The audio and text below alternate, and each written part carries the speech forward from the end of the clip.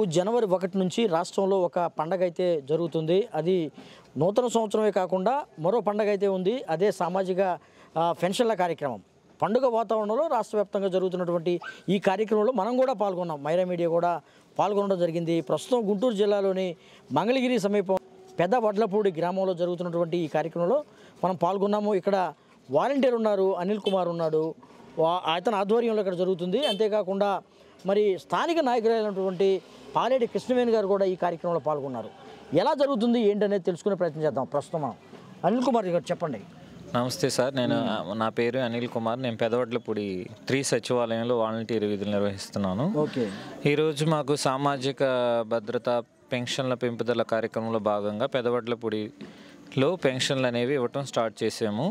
మాకు ఎప్పుడైతే ఆర్డర్స్ అందినాయో వెంటనే మేము పెన్షన్ అమౌంట్ తీసుకోవటం, ఆ తీసుకున్న అమౌంట్ని నిమిషాల్లోనే అక్కడి నుంచి ఎప్పుడైతే మేము సచివాలయం దగ్గర నుంచి తీసుకున్నామో వెంటనే బెనిఫిషరీ లబ్ధిదారులు ఎవరైతే ఉన్నారో వాళ్ళ స్వగృహాల చెంతకు చేరి గౌరవ ముఖ్యమంత్రి గారు ఇచ్చినటువంటి ఆశీస్సుల లేఖ మరియు పెన్షన్ల పెంపుదల ఆవశ్యకత, వాళ్ళకి పెంచినటువంటి విధానం 3,000 రూపాయలు ఈ సంవత్సరం నుంచి వాళ్ళ చేతిలో పెట్టి ముఖ్యమంత్రి గారి దీవించమని అడుగుతున్నాం. ఓకే, ఎలా ఉంది? ఇప్పుడు 3,000 ఇస్తున్నారు ప్రతి లబ్ధిదారులకి.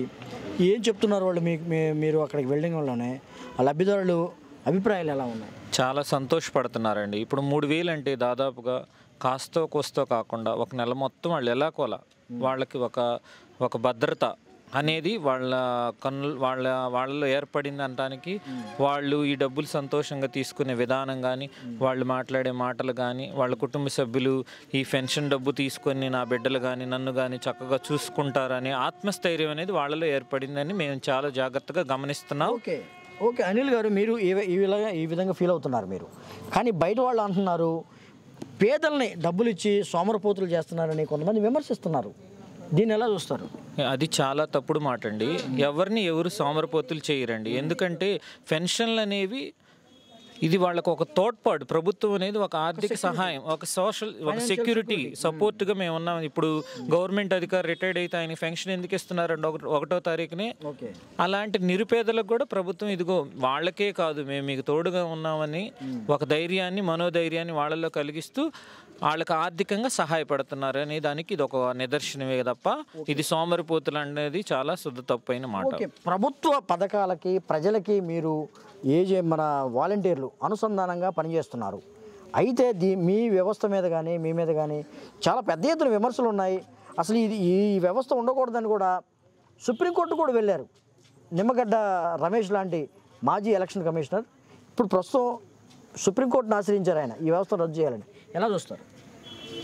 ఇదేమైనా తప్పుడు పని అండి? చెప్పండి. 50 ఏళ్లకి ఒక వాలంటీర్నని ఎన్నికల హామీ మేనిఫెస్టోలో గౌరవ ముఖ్యమంత్రి గారు చెప్పారు. అధికారంలోకి రాగానే ఫస్ట్ వచ్చిన తోడనే గ్రామ వార్డు వాలంటీర్ని ఏర్పాటు చేసి ప్రతి ఒక్క 50 ఏళ్ళకి ఒక వాలంటీర్ని ఏర్పాటు చేసి ఆ కుటుంబంలో ఏమి సమస్యలు ఉన్నాయి, ఏం జరుగుతున్నాయి, ఏమి ఇబ్బందులు ఉన్నాయో గుర్తించి ప్రభుత్వానికి నివేదిక అందించడం ద్వారా ఈ వాలంటీర్లు ఏర్పడ్డారే తప్ప దీనిలో ఎలాంటి అవకతవకలు లేవు, ఎట్లాంటి రాజకీయాలు లేవు. మేము ఎక్కడ కూడా ఎవరిని వీళ్ళు మా పార్టీ వాళ్ళు కాదు అని మాకు ఎక్కడ ఎవరు మా లోకల్ నాయకులు కూడా మాకు ఇంతవరకు ఎవరు కూడా మమ్మల్ని ఆపేక్షించింది లేదు. ఓకే, జనసేన అధినేత పవన్ కళ్యాణ్ అయితే పెద్ద ఎత్తున విమర్శించారు. ఒక విమర్శ అయితే ఉంది, మీరు ఒంటరి మహిళలు కానీ ఇతర మహిళలు ఉన్న సమయంలో ఇళ్లలోకి వెళ్ళి వాళ్ళ యొక్క వ్యక్తిగత సమాచారాన్ని సేకరించి మిగతా వాళ్ళకి ఇస్తున్నారు. అందువల్ల దాదాపు ఈ రాష్ట్రంలో 30,000 మంది మహిళలు ఇప్పటికీ కనిపించకుండా పోయారని పెద్ద ఎత్తున మీ మీద విమర్శ చేశారు పవన్ కళ్యాణ్. దీన్ని ఎలా చూస్తారు? తప్పుడు పనులు చేసే వాళ్ళకి ఎప్పుడు తప్పుడు ఆలోచనలే వస్తాయండి. ఎప్పుడు కూడా ఎవ్వరు లేనప్పుడు ఎవరిళ్ళకి పోరండి. ఎందుకంటే మాకు ఒక అక్క ఉన్నారు, మాకు ఒక చెల్లి ఉన్నారు, మాకు ఒక భార్య ఉంటుంది. అర్థమవుతుందా? మేము ఏది చేసినా జనం మంచి కోసమే చేస్తాం. కానీ మేము వాళ్ళు లేనప్పుడు వాళ్ళ ఇళ్ళలో జొరబడి వాళ్ళని అట్లా చేయటం, అపహాస్యంగా మాట్లాడటం, అట్లా జరగడం అనేది ఎక్కడ కూడా చేయలేదండి. ఓకే, ప్రభుత్వ పథకాలను తీసుకెళ్ళి ప్రతి గడప గడపకి ఇస్తున్న పరిస్థితుల్లో మీరు ప్రతి ఆ లబ్ధిదారులు ఎవరైతే ఉన్నారో వారికి సంబంధించి జగన్మోహన్ రెడ్డి ప్రభుత్వానికి మళ్ళీ ఓట్లు వేయించడానికి మీరు ఒక వారధుల్లాగా పనిచేస్తున్నారు. ఈసారి ఓట్లు అని చెప్పి కార్యక్రమంలో మీరు పాలు పంచుకుంటారని కూడా మీ మీద విమర్శ ఉంది. ఏమండి మేము ఎప్పుడు కూడా మా లబ్ధిదారులకి అమ్మ మీకు గవర్నమెంట్ నుంచి ఈ కార్యక్రమం తీసుకొస్తున్నాము, లేకపోతే ఈ ప్రభుత్వం తరపున మీకు ఈ కార్యక్రమం నిర్వహిస్తున్నామని చెబుతున్నాం, కానీ ఎక్కడ కూడా అమ్మ మీరు ఈ ప్రభుత్వాన్ని దీవించండి, లేకపోతే ఈ ప్రభుత్వంలో మీరు ఓట్లు వేసి గెలిపించండి మళ్ళీ అన్న పదము ఇంతవరకు మేము ఎవ్వరి దగ్గర వాడలేదు. ఈ పార్టీ వాళ్ళు ఆ పార్టీ వాళ్ళు అని మాకు తెలియదు, మేము పట్టించుకోం కూడా. మా లక్ష్యం ఏంటంటే గౌరవ ముఖ్యమంత్రి గారు, మా నాయకులు, మా ముఖ్యమంత్రి గారు ఏం ఆదేశాలు అయితే ఇచ్చారో, ఏంటి పాత కులం చూడొద్దు, మతం చూడొద్దు, ఎవరిని ఏం చూడొద్దు, పార్టీకి అనుకూలమా ప్రతికూలం అనేది అసలు ఆ మాట అనేది ఎక్కడ వినపడకూడదు. ఏంటంటే వీడు అర్హుడు అని నేను ఉంటే చాలు, మీరు వాళ్ళని ఎలిజిబుల్ చేసి సచివాలయంలో వాళ్ళకి కావాల్సిన దరఖాస్తు ఫారం తీసుకొని అప్లై చేసి మీరు వాళ్ళకి శాంక్షన్ అయ్యే విధంగా సహాయపడాలి అనే ఆదేశాలే తప్ప మాకు ఎక్కడ కూడా ఎవరు పార్టీ ఫీలింగ్ అన్నది మాకు ఎక్కడ ఉండదండి. అనిల్ గారు, ప్రస్తుతం మనం పెదవడ్లపూడి గ్రామంలో ఉన్నాము, మీరు ఎక్కడ ఉంటారు? నేను పెదవడ్లపూడిలోనే మా ఈ యొక్క 60 ఇళ్ళకి మధ్యలోనే ఉంటాను. వీళ్ళు ఎప్పుడు ఏ చిన్న అవసరం ఉన్నా కానీ వీళ్ళంతా ఏమవుతారు మీకు?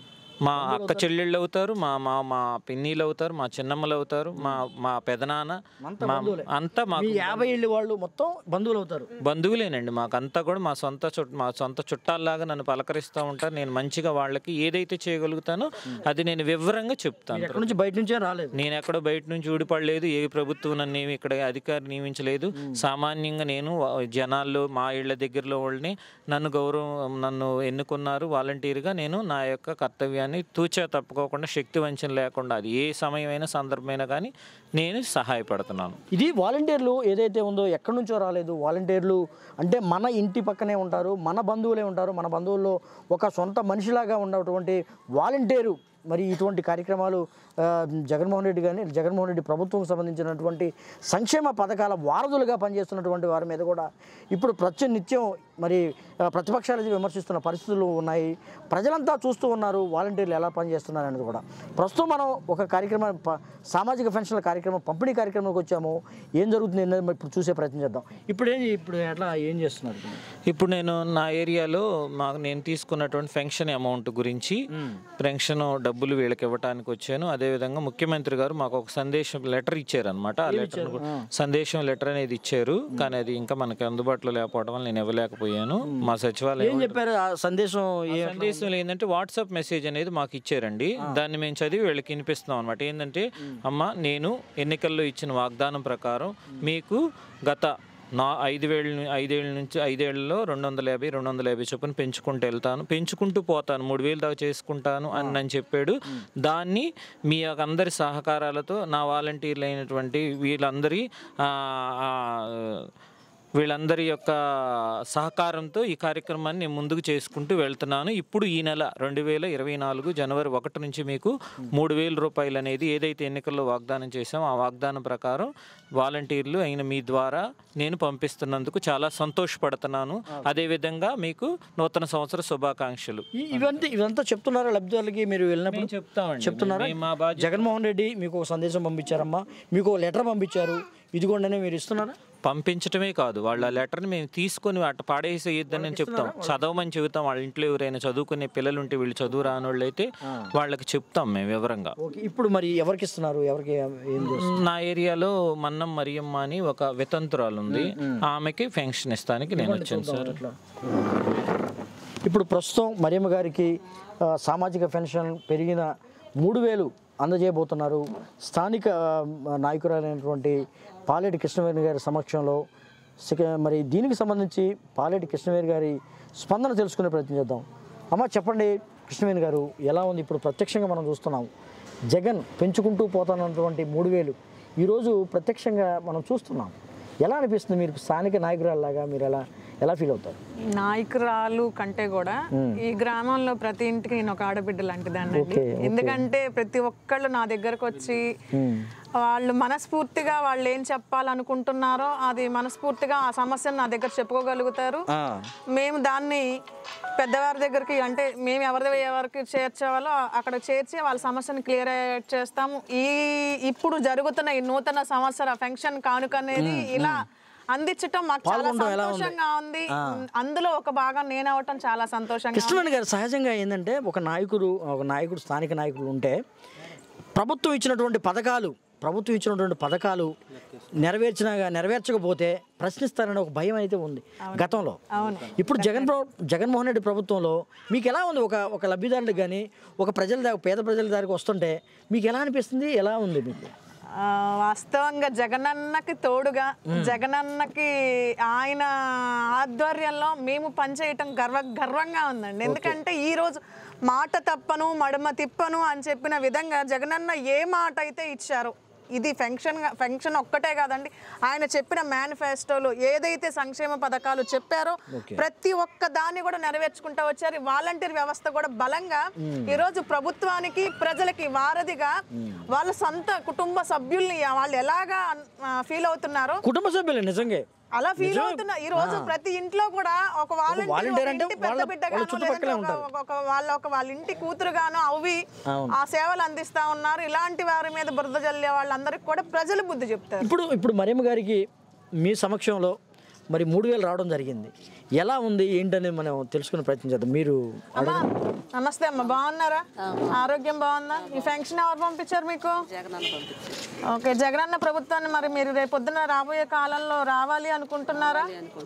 ఓకే, మరి మన ప్రతిపక్ష నాయకుడైన చంద్రబాబు నాయుడు గారు 5,000 ఫంక్షన్ పెంచుతా అంటున్నారు. మరి దానికి మీరేమంటారు? ఎవరు పెంచినా మేము వెళ్ళకేస్తాం. కాదమ్మా, ఇప్పుడు మామూలుగా జగన్ చెప్పాడు. ఎప్పుడు చెప్పాడు? నేను అధికారంలోకి వస్తాను, ఈ 2,000ని 3,000 దాకా పెంచుకుంటూ పోతా అన్నాడు. అప్పుడు అసలు నమ్మారా మీరు? 3,000 వస్తాయని నమ్మారమ్మా? నమ్మలేదు. మరి ఇప్పుడు నెరవేరింది, ఏం చెప్తారు? సంతోషంగా ఉందా? సంతోషంగా. ఇప్పుడు ప్రతి నెల వేకువజామున మీ ఇంటికి వచ్చి మరి వాలంటీర్లు ఇస్తున్నారండి. వాలంటీర్లు వద్దని కొంతమంది అంటున్నారమ్మా. వాలంటీర్లే కావాలండి మాకు. కావాలి. ఇప్పుడు ఒకవేళ చంద్రబాబు వచ్చారనుకోండి నెక్స్ట్ ప్రభుత్వంలో, ఈ వాలంటీర్లు ఉంటారా, తీసేస్తారా? వాలంటీర్లు ఉంటారు. తీసేస్తా అంటున్నారు కదా. చంద్రబాబు నాయుడు తీసేస్తా అంటున్నారు. ఒకవేళ వీళ్ళు లేరనుకోండి అమ్మా, వాలంటీర్లు లేరు, పెన్షన్ మీరు మళ్ళీ ఎలా అందుకుంటారు? మళ్ళీ వాలంటీర్లు కావాలని పెట్టుకుంటామండి. పెట్టుకుంటాం కాదమ్మా, ఇప్పుడు మళ్ళీ మీరు వెళ్ళాల్సిందేగా, అక్కడికి వెళ్ళాల్సిందే పంచాయతీ. మళ్ళీ పాత రోజులు వెళ్ళాలా? మరి కోరుకుంటున్నారా మీరు? కోరుకోవట్లేదండి పాత రోజులు. ఇప్పుడు ప్రభుత్వ పథకాలు మీ ఇంటికి తీసుకొచ్చే ప్రభుత్వం కావాలా, లేకపోతే పంచాయతీలకు గాను, లేకపోతే ఇతర ప్రాంతాలకు పిలిచే ప్రభుత్వం కావాలా? మీకు ఇంటికి వచ్చే ప్రభుత్వమే కావాలి. ఇంటికి వచ్చే ప్రభుత్వమే కావాలి. జగన్ అన్న ప్రభుత్వమే కావాలి. జగన్ ప్రభుత్వం. మరి ఏమన్నా పేదలకు ఏమన్నా మంచి జరుగుతుందమ్మా? మంచిగా జరుగుతుందండి. ఇప్పుడు కృష్ణవేణి గారు మీ దగ్గరకు వచ్చి ఎన్నిసార్లు వచ్చి ఉంటారు? మీరు మీ దగ్గర 3-4 సార్లు వచ్చారు కదా. నాయకులు జగన్ ప్రభుత్వంలో ఇన్నిసార్లు వచ్చారు. గత ప్రభుత్వంలో ఏమైనా వచ్చారు? అసలు కనపడ్డారా మీరు? ఎవరు రాలేదండి. ఎప్పుడు వచ్చేవాళ్ళు? అప్పుడు ఓట్లు అప్పుడే వచ్చేవాళ్ళు. మళ్ళీ మాత్రం ఇప్పుడు అప్పుడప్పుడు కనపడుతున్నారు. ప్రతిసారి వచ్చి మీరు ఎలా ఉన్నారు, ఎట్లా ఉన్నారు, మీ సంక్షేమం గురించి అడుగుతున్నారండి. మరి ఈ ప్రభుత్వం బాగుందా? మరి మిగతా ప్రభుత్వాలు బాగున్నాయి? ఈ ప్రభుత్వమే బాగుందండి. మరి చంద్రబాబు గారు చాలా బాగా చెప్తున్నారమ్మా, మీకు మంచి గ్యాస్ అయితే ఫ్రీ ఇస్తా అంటున్నారు, బస్సు ఫ్రీ ఇస్తా అంటున్నారు. అవన్నీ నమ్మకం లేదులేండి. నమ్మట్లేదు. ఎందుకు నమ్మట్లేదు? 3 సార్లు ముఖ్యమంత్రి అమ్మా ఆయన. జగనే ఒక్కసారి ముఖ్యమంత్రి. మరి 3 సార్లు ముఖ్యమంత్రి కదా ఆయన. 3 సార్లు అయినా ఏ సార్లు అయినా మేము కష్టపడతాం తప్పట్లేదు, అంతే. కృష్ణవేణి గారు చెప్పండి, ఇప్పుడు చంద్రబాబు గారు చాలా పెద్ద ఎత్తున పథకాలు ఇస్తా అంటున్నారు. పేద ప్రజలు చూస్తే మీ ప్రాంతంలో ప్రజలు ఎలా అంటున్నారు? ఇప్పుడు మరియమ్మ గారు చెప్పారు, ఇప్పుడు మీ కళ్ళ ముందే మరియమ్మ గారు చెప్పారు, మేము నమ్మం, మాకు ఏదైనా. మీకు ఇంకా ఇటువంటి అనుభవాలు ఏమైనా ఉన్నాయా? అంటే సార్, ఇప్పుడు గత ప్రభుత్వంలో ఆయన సుదీర్ఘంగా 14 సంవత్సరాలు ముఖ్యమంత్రిగా చేస్తున్నారు. అప్పుడు నేనే సంక్షేమం ప్రజలకు చేయలేదు కాబట్టి ఇప్పుడు చేస్తానని చెప్తున్నారు. అప్పుడు చేయలేదు కాబట్టి ప్రజలు నమ్మే పరిస్థితుల్లో లేరు. ఈ రోజు మనం ఇప్పుడు ఈ పెన్షనర్స్ లబ్ధిదారులను ఎంతో మందిని అడుగున్నాం. అమ్మ, బాబు గారు వస్తే 5,000 ఇస్తా అంటున్నారు, మీకు 3 అంతస్తులు బిల్డింగ్ కట్టిస్తా ఉంటున్నారు, లేదంటే కారు ఇస్తా ఉంటున్నారు, ఇంటింటికి కేజీ బంగారం ఇస్తా ఉంటున్నా కూడా ఏది ఒంటి నిండా పోత పోసినా కూడా మాకు చంద్రబాబు నిన్ను నమ్మం బాబు, నువ్వు మాకొద్దు బాబు అని చెప్తా ఉన్నారు. సంక్షేమం ఇచ్చి మనకు సంరక్షకుడుగా ఉండి మన బాధలు అర్థం చేసుకున్న ముఖ్యమంత్రిగా జగన్మోహన్ రెడ్డి గారు చిరస్థాయిగా మిగిలిపోతారు. ఆయన ఏదైతే కోరుకున్నారో వైఎస్ రాజశేఖర రెడ్డి గారు ఆయనలాగా ప్రతి ఇంటిలో నా ఫోటో ఉండాలని ఇవాళ అదే జరుగుతుంది. జగన్మోహన్ రెడ్డి గారు ప్రతి ఒక్కరు గుండెల్లో ఉన్నారు, ప్రతి ఇంటి గోడ మీద కూడా ఉన్నారు. జగన్మోహన్ రెడ్డి గారి ప్రభుత్వమే రేపు రాబోయే 2024 ఎలక్షన్స్లో విజయ దుదుంబి మోగిస్తుంది అని చెప్పేదానికి ఇదొక ఉదాహరణగా తీసుకోవాలి. ప్రజలందరూ కూడా ఆయనకు సపోర్ట్ చేసి నిలబడి గెలిపిస్తారనేది కూడా మాకు ఈ తరుణంలో అర్థం అవుతుంది సార్. ఇది పెదవడ్లపూడిలో జరుగుతున్నటువంటి సామాజిక పెన్షన్ల కార్యక్రమంలో మరి మైరా మీడియా ప్రత్యక్షంగా పాల్గొంది. చూసాము, మనమంతా చూసాము. పేదవాళ్ళ లబ్ధిదారులకు సంబంధించి చాలా సంతోషం వ్యక్తం చేస్తున్నారు. వాళ్ళ ముఖాలలో చిరునవ్వు అయితే చాలా స్పష్టంగా అనిపిస్తుంది. ఇటువంటి ప్రభుత్వమే మళ్ళీ మాకు కావాలని కూడా వాళ్ళు ముక్త కంఠంతో కోరుకున్న పరిస్థితి చూస్తున్నాము. ఇది క్షేత్రస్థాయిలో సామాజిక పెన్షన్ల పంపిణీ కార్యక్రమానికి సంబంధించిన మైరా మీడియా గ్రౌండ్ రిపోర్ట్ అని కూడా చెప్పుకోవచ్చు.